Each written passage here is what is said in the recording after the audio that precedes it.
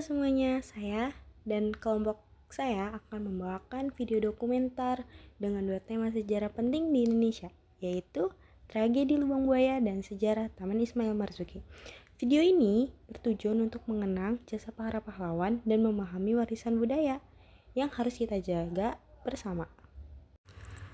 Sejarah bukan sekedar deretan tanggal dan nama. Ia adalah cerminan masa lalu yang memberi kita pelajaran untuk masa depan. Selain satu bab paling kelam dalam sejarah Indonesia adalah peristiwa yang terjadi di sebuah tempat bernama Lubang Buaya. Lubang Buaya terletak di Jakarta Timur, menjadi saksi bisu tragedi nasional yang mengguncang bangsa pada tanggal 30 September hingga 1 Oktober 1965.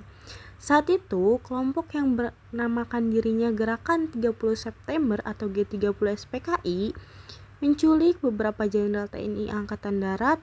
Tujuannya, mereka jelas menggulingkan kekuasaan yang sah dan mengambil alih kendali negara.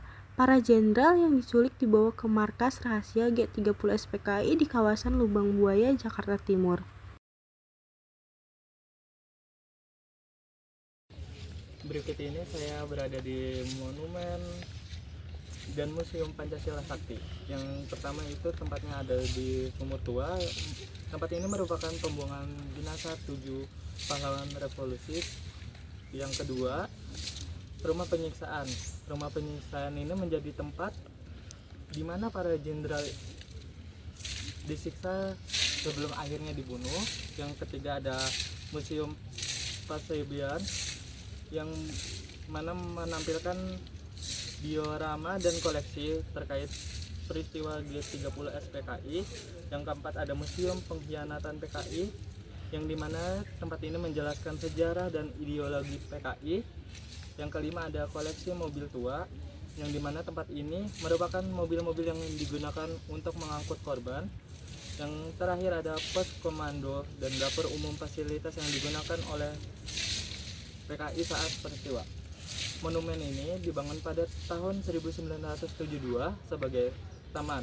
Kemudian pada tahun 1981 diresmikan sebagai Museum Suci Pancasila oleh Presiden Soeharto. Dan pada tanggal 1993 menjadi Monumen Pancasila Sakti.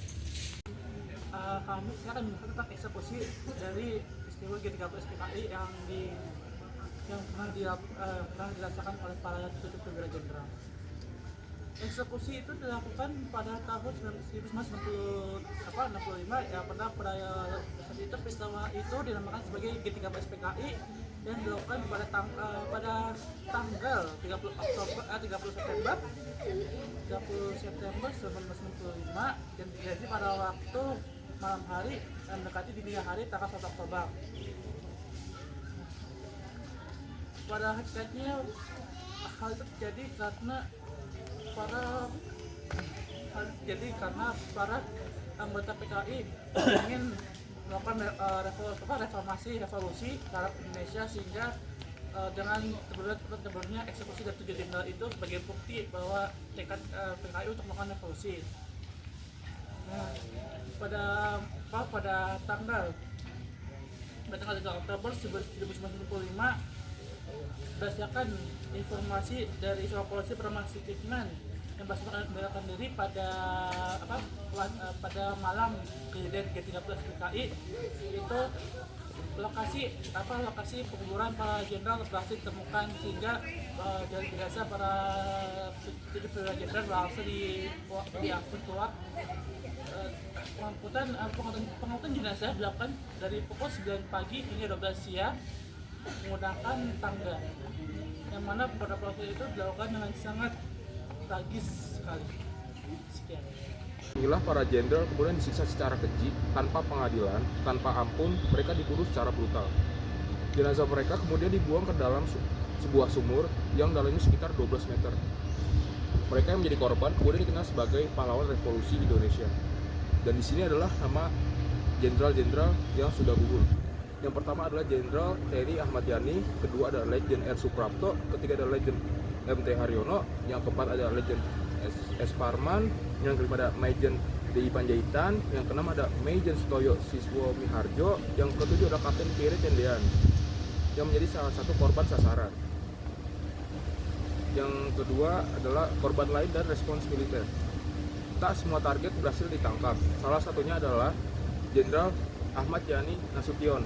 Ia berhasil melarikan diri dengan cara melompat pagar rumah, meskipun putrinya Ade Irma Suryani menjadi korban tembak dan gugur.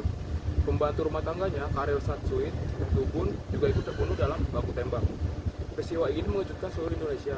TNI segera bergerak cepat. Pada 1 Oktober tahun 1965, situasi berhasil dikendalikan. 2 hari setelahnya, jenazah para jenderal ditemukan di dasar lubang sumur buaya, menambah luka mendalam di hati rakyat. Mengunjungi lubang buaya bukan hanya tentang melihat peninggalan sejarah, tapi juga merasakan getirnya masa lalu, seragam berdarah, aroma penyiksaan, dan kisah keluarga korban. Semua jadi pengingat bahwa kemerdekaan bukan hadiah, tetapi hasil dari perjuangan dan pengorbanan. Tragedi ini mengajarkan kita bahwa kekuasaan tanpa moral hanya membawa kehancuran, bahwa ideologi harus dijaga dan sejarah tidak boleh dilupakan. Bangsa yang besar adalah bangsa yang menghargai jasa para pahlawannya, dan lewat sejarah ini kita belajar menjadi manusia yang bijak dan lebih cinta pada tanah air. Betapa hatiku takkan pilu telah gugur pahlawanku. Betapa hatiku tak akan sedih hamba ditinggal.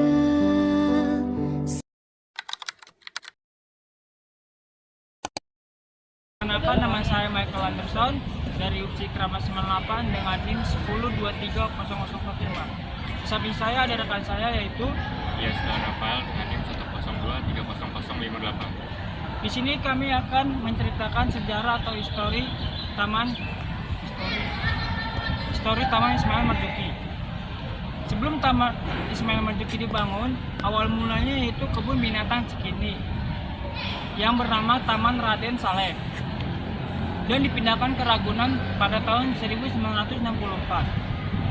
Pada masa itu, Gubernur DKI Jakarta yang bernama Ali Sadikin 1966 sampai dengan 1977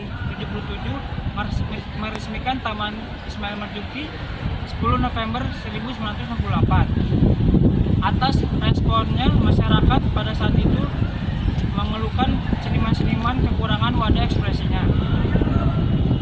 Fasilitas ini awal dan desainnya dibangun pertama berkapasitas 2.500 kapasitas dan terdapat planetarium Jakarta dan lain-lain, dan juga dirancang oleh Frederick Slabat.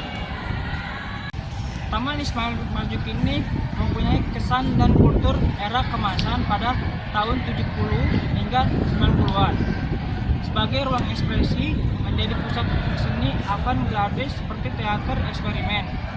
W.S. Rendra selaku bengkel teater dan Sardono W. Kusumo dan diskusi sastra membentuk tim ini secara independen dan dengan anggota seperti Taufik Ismail dan Gunawan Muhammad.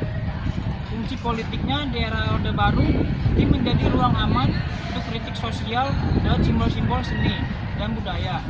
Selanjutnya akan dilanjutkan oleh rekan saya Yeski Rafael. 4.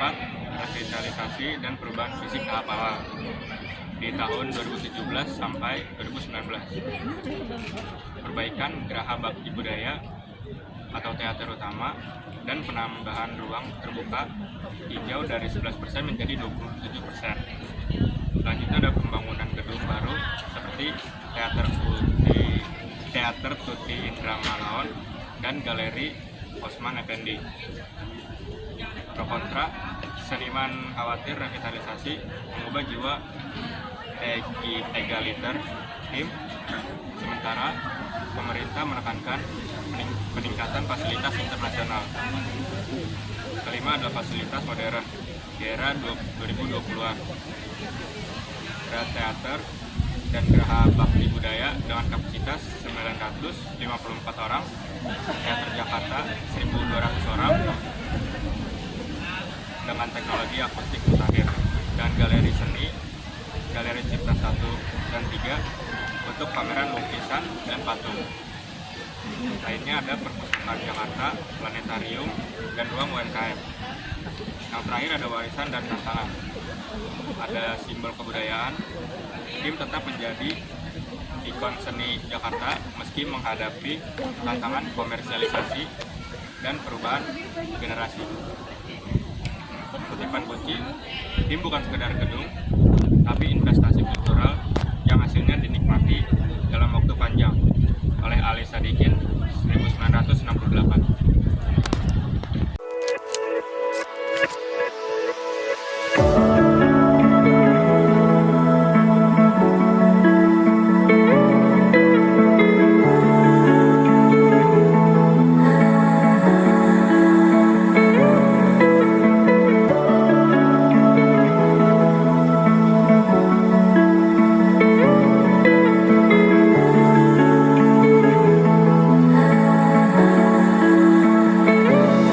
Assalamualaikum warahmatullahi wabarakatuh.